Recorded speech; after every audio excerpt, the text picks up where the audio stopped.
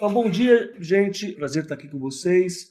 Então, dando continuidade sobre a nossa indagação sobre a relação entre a pintura e suas técnicas, a nossa aula de hoje vai ser sobre os esmaltes. Então, o que são esmaltes? Eles se definem em duas famílias, os cerâmicos e os sintéticos. O esmalte cerâmico, também conhecido como vidrado, é utilizado como revestimento da cerâmica, tais como pratos, xícaras e azulejos, e peças sanitárias, para seu ornamento ou impermeabilização. São compostos de minerais e metais que, após sua fusão em forno, formam o esmalte. Sua cor pode variar muito dependendo de sua composição e da temperatura e duração da queima, tempo de fusão. Existem esmaltes foscos, brilhantes, transparentes e opacos. Existem esmaltes preparados para queima em baixa temperatura, de 800 a 1.100 graus, e esmaltes de alta temperatura, de 1.200 a 1.300 graus. Obviamente, são os esmaltes mais antigos. Agora, mais recentemente, nós temos também os esmaltes sintéticos. E nessa família existem basicamente 3 categorias de tintas sintéticas que podem ser consideradas esmaltes: as tintas de poliéster, as tintas à base de laca nitrocelulose, duco, as tintas acrílicas à base de água. A definição de esmalte, em termos gerais, é uma mistura que, em seu estado líquido, pode ser aplicado a uma superfície quando solidificado e forma uma camada dura e brilhante. Uma das funções do esmalte é de proteção, a outra é de simplesmente colorir com relativa durabilidade superfícies onde outras tintas não pegam tão bem. O termo deriva da heráldica e do vidrado cerâmico. No cenário contemporâneo, esse tipo de tinta abriga a tinta automotiva e é muito utilizada por movimentos de arte urbana para aplicação fácil e secagem rápida, utilizando o spray como transporte, em contraste com outras técnicas. Exposto às intempéries, o esmalte sintético se faz ideal por sua resistência e suas cores fortes e brilhantes são muito exploradas em sua capacidade de contrastar com a arquitetura da cidade. Falando a respeito da cidade, os eventos artísticos, onde a gente pode já notar a presença do esmalte, é na porta de Star, que foi o 8º portal na cidade da Mesopotâmia, na Babilônia. Foi construída por volta de 575 a.C., por ordem do rei Nabucodonosor, segundo do lado norte da cidade. É dedicado à deusa babilônica de Ishtar. Essa porta se encontra atualmente no Museu Pérgamo de Berlim. E vejam bem como você tem uma estrutura de adobe ao qual se sobrepõe, né, essa camada intensamente azulada, provavelmente feita à base do pigmento da azurita. E vejam bem como vai dizer o Gombrich no livro de introdução à história da arte. Uma das questões básicas, ao contrário do Egito, onde você tem uma presença enorme de pedreiras e a possibilidade de você fazer edificações à base de pedra, que resistem, como vocês devem imaginar, a qualquer tipo de intempérie, na Babilônia não havia tantas pedreiras, então era necessário fazer construções à base de adobe, à base da cerâmica. Vejam como, além da aplicação da laca para finalidades arquitetônicas, o esmalte cerâmico do século V a.C. até o século II depois de Cristo e em seguida o século IX depois de Cristo, durante esse período em particular no Oriente Médio, você vai ter a utilização recorrente do esmalte como um elemento protetor não só para o revestimento do adobe, mas para objetos como, por exemplo, pote de perfume, uma jarra de vinho ou até mesmo um jogo de xadrez. O uso do esmalte tem uma vinculação muito grande também com a heráldica, ou seja, a maneira através da qual você utilizava uma tinta de revestimento de alta durabilidade e resistência para os escudos. Então, aqui nós temos alguns emblemas de escudos romanos. A gente sabe como, de certa forma, na antiguidade, no período romano, a tinta utilizada para o revestimento dos escudos era a encáustica, a pintura à base de cera derretida, mas o desenvolvimento, né, da metalurgia no período medieval, você vai ter, literalmente, a aplicação do esmalte em heráldica. O termo significa que é utilizado para designar as colorações aplicada às diversas partes de um brasão. Costumam ser classificados em metais, cores e peles, existindo ainda as figuras heráldicas cujo esmalte não se enquadra nessas classificações, pois são pintadas naturalmente ou de sua própria cor. Não obstante, metais, cores e peles e a própria cor do objeto são classificados indistintamente sob a categoria esmalte. Também conhecido como sol, brasões reais, ou topázio, brasões de nobreza. Representam desenhos coloridos pela cor amarela em desenhos não coloridos, porém com ponteados miúdos. Você também tem várias outras designações, como a lua, o argente e assim por diante. Então, ou seja, havia todo um critério de aplicação cromática sem a mistura de tintas e que, de certa forma, esses esmaltes dialogavam com a especificidade do material, ou seja, a própria cor do metal deveria ser valorizada. Indo ao Oriente, você tem também a utilização da laca, que de certa forma é assimilada no século VII no Japão e que se torna, né, um verdadeiro estilo nacional, as famosas lacas de Kanazawa. Como elas são feitas? Elas são pigmentos ou corantes insolúveis em água, mas solúveis em óleos, ceras e outros solventes orgânicos. Um grande escritor japonês chamado Junichiro Tanizaki, no seu livro Em Louvor da Sombra, vai literalmente mostrar a importância nessa cultura, não da luz elétrica, mas do sombreado, da meia-luz, o quanto esses objetos escuros e, no entanto, intensamente brilhantes, eles adquirem um papel simbólico, né, no cotidiano japonês, de certa forma, até hoje. A laca, entretanto, foi praticada na China por volta já do século VI a.C. Essa requintada arte atingiu seu apogeu durante a dinastia Ming, mas continua a se desenvolver tanto em países do Oriente como em vários países ocidentais. Como outros vernizes naturais, a laca é uma resina obtida das plantas da família da Anacardiáceas, em geral das espécies Sucedânea e Vernicina, são originárias do Extremo Oriente. Colhido através da incisão da casca dessas árvores, o exudado, o látex de aspecto cremoso, é purificado por várias filtragens e preservado contra a ação do ar e da luz em recipientes hermeticamente fechados. Com um pincel muito leve, sobrepõe-se ao objeto que se pretende decorar, geralmente de madeira, várias, às vezes mais de 20, camadas finas de laca, que podem ser pigmentadas. A aplicação de cada camada segue-se a secagem, em atmosfera quente, úmida e livre de poeira. E o polimento, para obter homogeneidade e brilho, também demanda as 20 mãos de aplicação. Sobre um objeto assim preparado, pode-se executar diferentes técnicas de decoração, seja na pintura, na gravura, na incrustação, entre outras atividades. A seguir, fazendo uma espécie de cronologia da aplicação do esmalte, nós vamos ver como, ao longo da Idade Média, você tem o uso recorrente do esmalte aplicado em superfícies metálicas.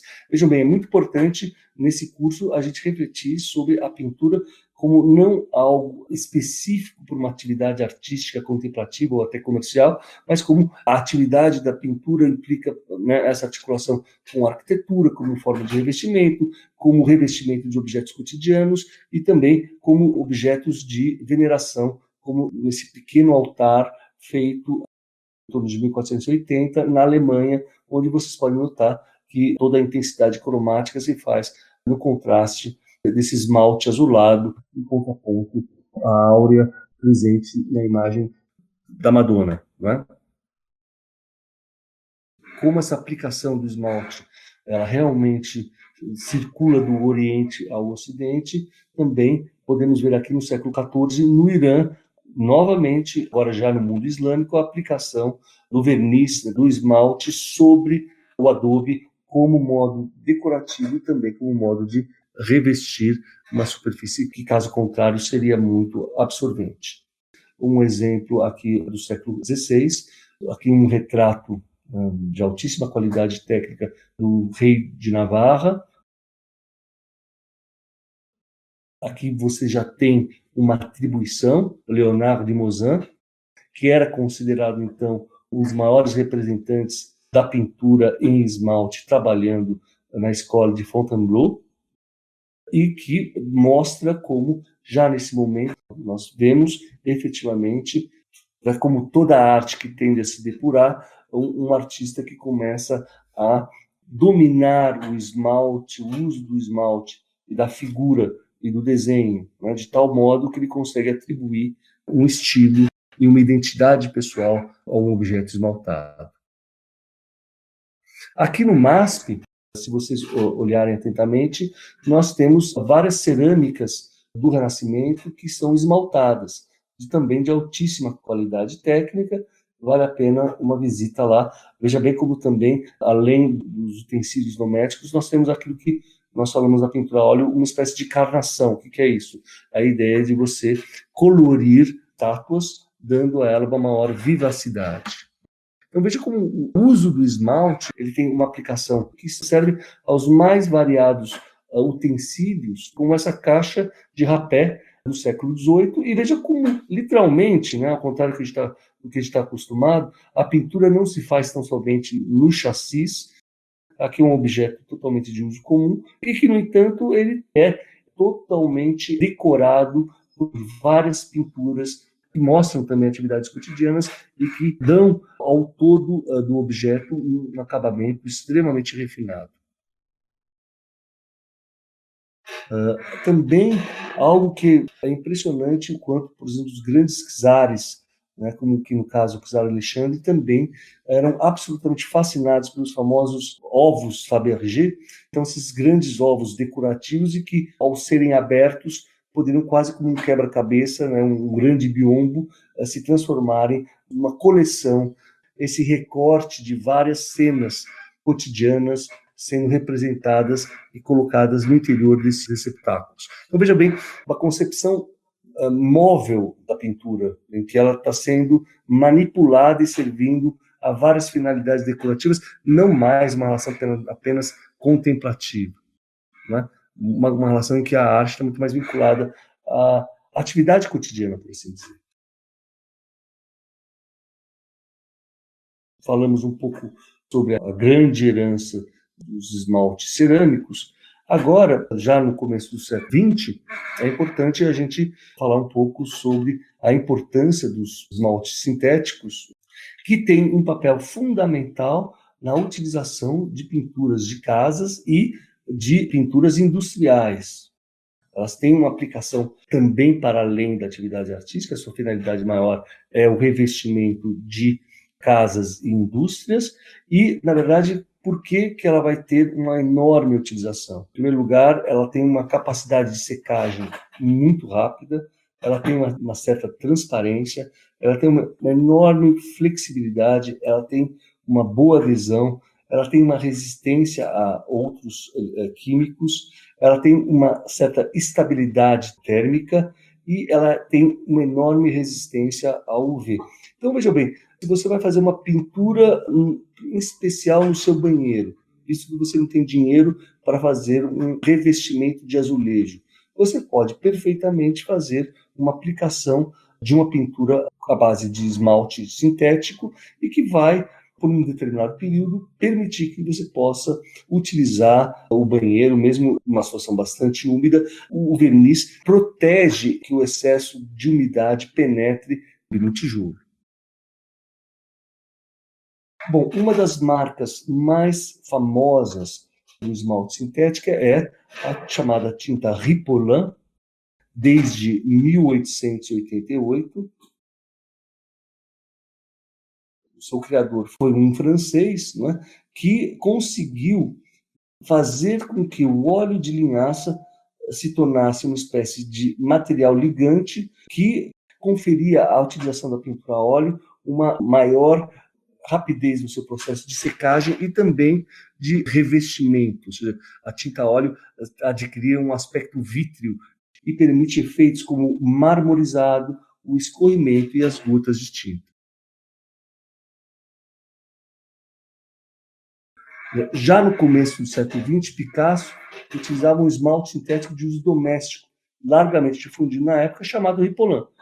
Então aqui vocês podem ver o Picasso utilizando em seu ateliê a tinta Ripolin. Como vai dizer John Gage na Cor na Arte, A fase inicial do modernismo é especialmente notável pela vasta experimentação com os novos meios e materiais artísticos. Picasso talvez tenha sido o primeiro artista plástico a usar a tinta de paredes Ripollin por volta de 1912 e referiu-se a ela como a saúde das cores, devido à sua instantaneidade e durabilidade. As tintas Ripollin tornaram-se um dos materiais mais usados na pintura moderna e pelo menos um pintor, o artista inglês Gilles Ayres, adotou na década de 1950 exatamente porque haviam sido glorificados por Picasso. A tinta Ripollin era tão conhecida, né, que hoje em dia, se você até for fazer uma pesquisa no Google, você vai notar que existe o verbo ripolliner, né, em francês, que está vinculado a essa ideia de revestir os objetos com esse esmalte. Le Corbusier, o grande arquiteto francês, que justamente também conheceu Picasso, dizia, no auge do movimento purista, que era necessário revestir todas as superfícies com uma camada de esmalte Ripollin em nome da pureza ou daquilo que ele chamava da lei de Ripollin. Então veja como o advento da técnica acaba tendo uma enorme reverberação entre as vanguardas artísticas, tanto é que você vai ter um dos famosos ready-mades do Marcel Duchamp, em que ele literalmente vai jogar, fazendo um jogo de palavras, né? Veja bem, ele pega um pôster da tinta Ripollin, ele tira o Ripollin e faz uma homenagem ao grande poeta e crítico do cubismo Apollinaire. Você tem o Apollinaire, ele se torna esmaltado. Importante você saber que é uma tinta em que qualquer pessoa, né, poderia se tornar o pintor. Claramente você tem uma ampliação da noção do que seria o objeto artístico, e veja como justamente o esmalte é literalmente essa tinta que não é aquela como a tinta a óleo que tem um uso exclusivo artístico. A tinta do esmalte é essa tinta que permite que você utilize ela desde no revestimento do seu banheiro até na aplicação sobre uma pintura.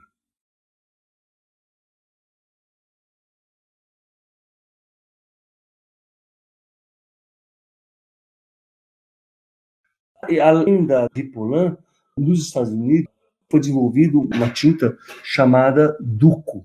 Foi o nome comercial de uma linha de produtos para pintura automotiva desenvolvida pela empresa DuPont em 1920. A DuPont apresentou a primeira linha de tintas e lacas multicores com secagem rápida e desenvolvida exclusivamente para a indústria automotiva.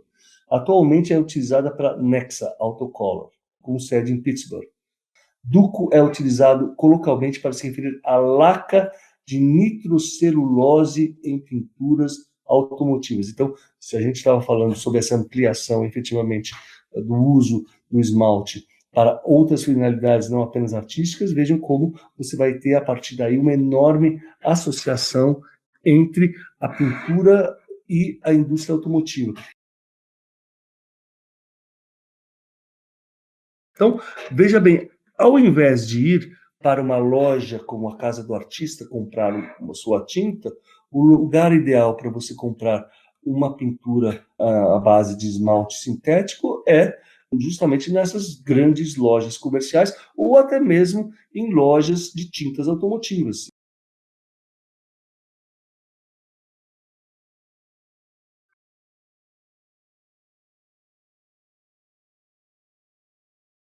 A presença do muralismo mexicano vai ser um acontecimento muito importante a partir da década de 30.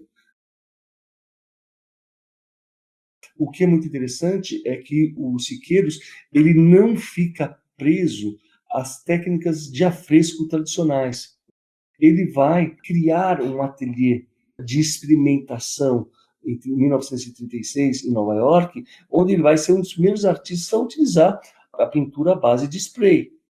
Isso vai ter uma enorme reverberação até hoje, ou seja, a gente poderia dizer que, de algum modo, como o Siqueiros sendo o pai do grafite.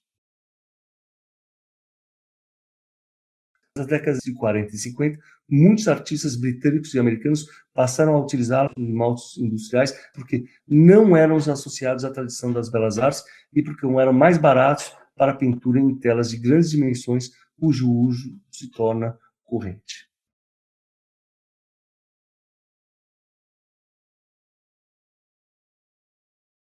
Vejam bem como o processo de amadurecimento artístico do Pollock está vinculado justamente a essa mudança da escolha do material e da sua aplicação artística. Já em 40, vejam como o Pollock, claramente influenciado pela pintura surrealista do Miró, vai fazer uma pintura não mais tanto pautada nas relações de claro e escuro, e para que ele tenha uma maior liberdade, veja como ele já está ampliando o seu universo artístico. Ele se volta, nessa pintura de 43, à utilização do gouache e do nanquim, numa composição mais leve, diáfana.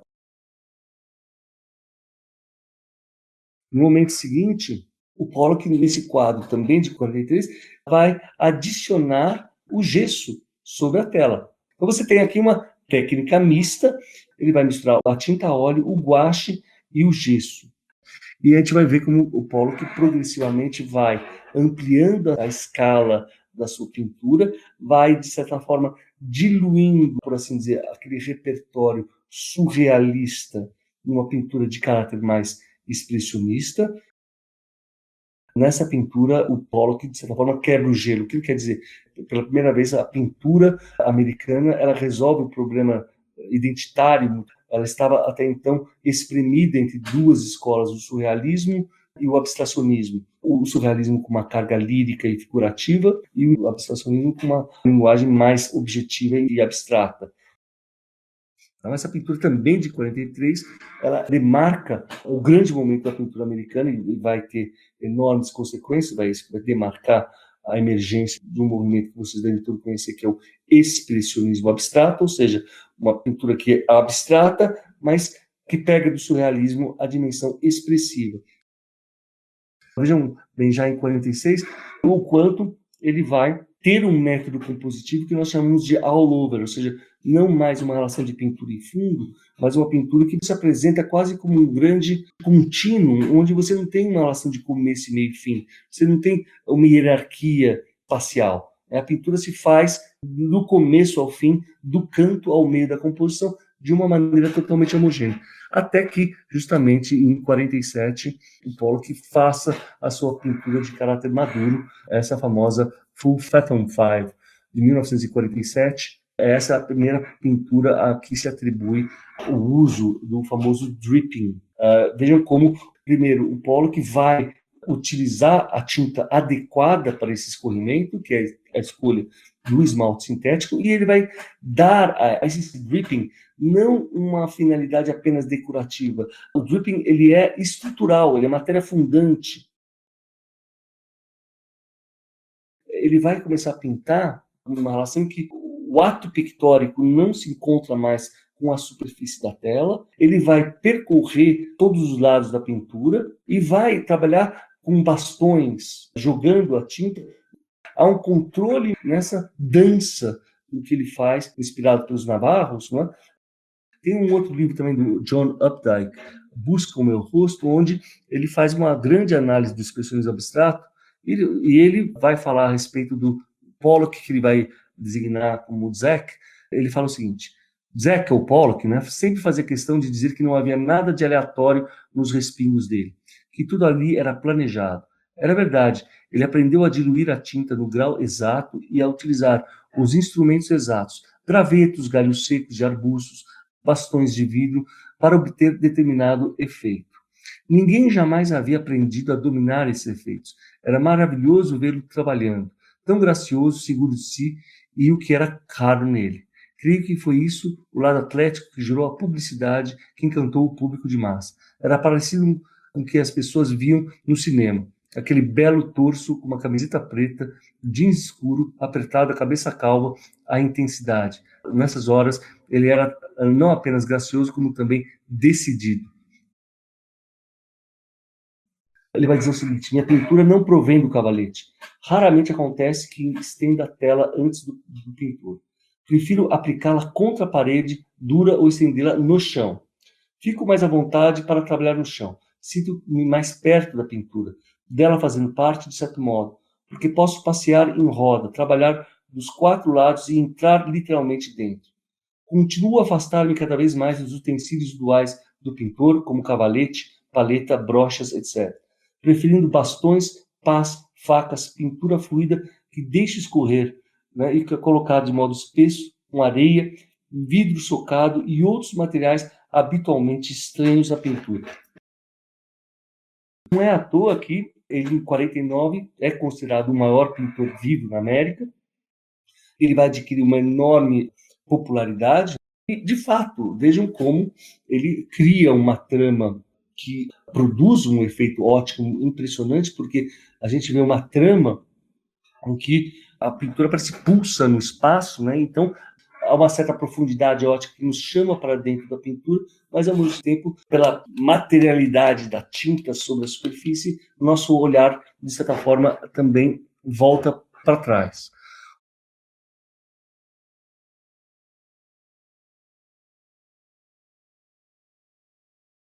Bom, veja bem como nesse movimento extremamente intensivo, quase como um movimento oposto, embora utilizando o mesmo material, o Frank Stella, que é um artista muito jovem, vai fazer o anti-Pollock. Se a pintura do Pollock é gesto explosivo, pleno, romântico, ele vai falar, bom, para mim, meu ato pictórico tem que ser absolutamente mecânico e eu vou fazer com que a pintura se torne mais próxima daquela que eu vejo dentro da lata da tinta. Então, ele vai utilizar uma pintura, claramente um esmalte sintético industrial, vai fazer uma aplicação totalmente despersonalizada, mas você tem um resultado tão surpreendente final que você tem essa tensão entre a construção de uma pintura geométrica que tem esse aspecto de cobertura de uma superfície, mas tem uma tensão entre a luminosidade que advém da lona em contraponto a essa pintura de um acabamento altamente industrial.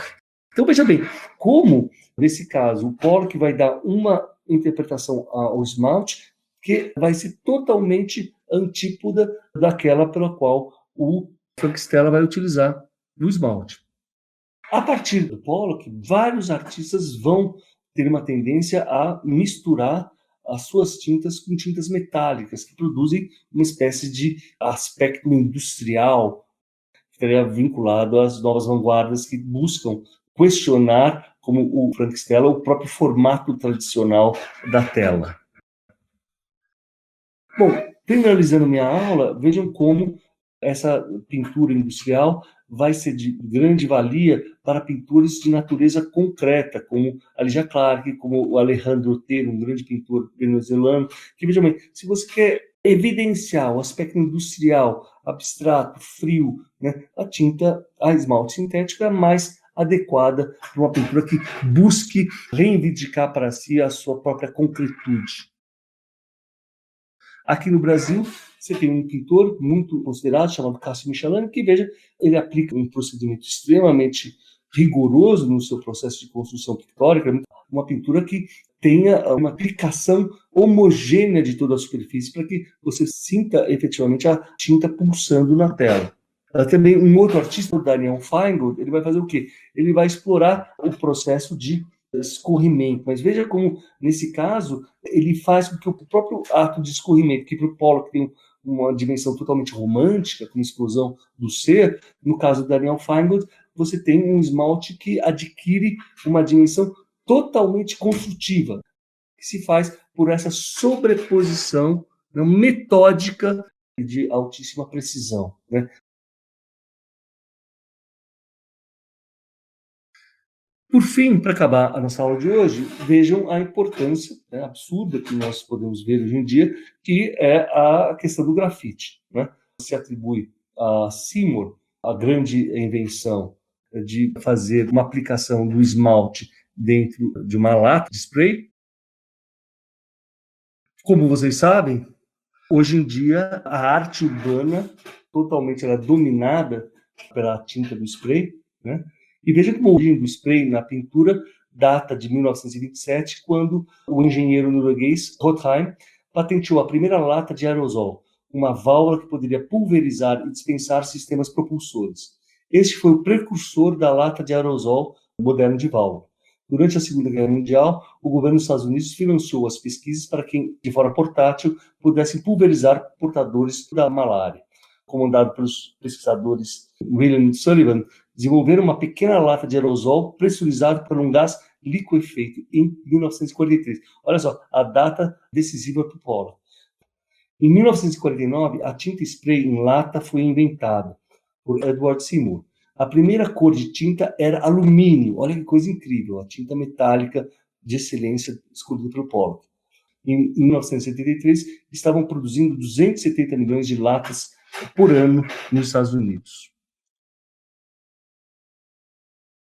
Bom, também a respeito da obra do Basquiat e como o Basquiat começa a sua vida como grafiteiro fazendo pichação na cidade, com uma enorme carga poética, mas vejam como Basquiat, que no primeiro momento utiliza a pichação, no segundo momento vai fazer o uso da tinta mista, né, que ele vai misturar a tinta acrílica, o esmalte e o spray. Então veja como o spray aplicado sobre a figura dessa vaca dá a ela uma gestualidade muito mais livre, né, e muito mais solta. E vejam, é uma coisa que hoje não é tão comum, mas em 1980, em Nova York, essa cidade que passava por um processo altíssimo de especulação imobiliária, a cidade inteira era pichada, o metrô inteiro ele é permeado por essas pichações. Por fim, vejam como no grafite você tem agora grandes artistas, né, como o Banksy, que todos vocês conhecem, que veja como o Banksy consegue fazer uma aplicação muito mais precisa, até, por assim dizer, meio gráfica e fotográfica, das imagens feitas por recortes, não é? Em que ele consegue dar a essas imagens uma dimensão política à medida em que elas são inseridas em contextos que evocam contradições urbanas. É muito interessante o Banksy consegue criar uma pintura de grande resultado plástico, poético e político. E vejam, para acabar nossa aula, como a cidade de São Paulo, por excelência, é uma cidade dominada pelo grafite e pela pichação. Você tem vários exemplos, como o Beco do Batman, como os Gêmeos e Cobra, grandes nomes. Eles têm uma enorme importância na construção do contexto urbano de São Paulo.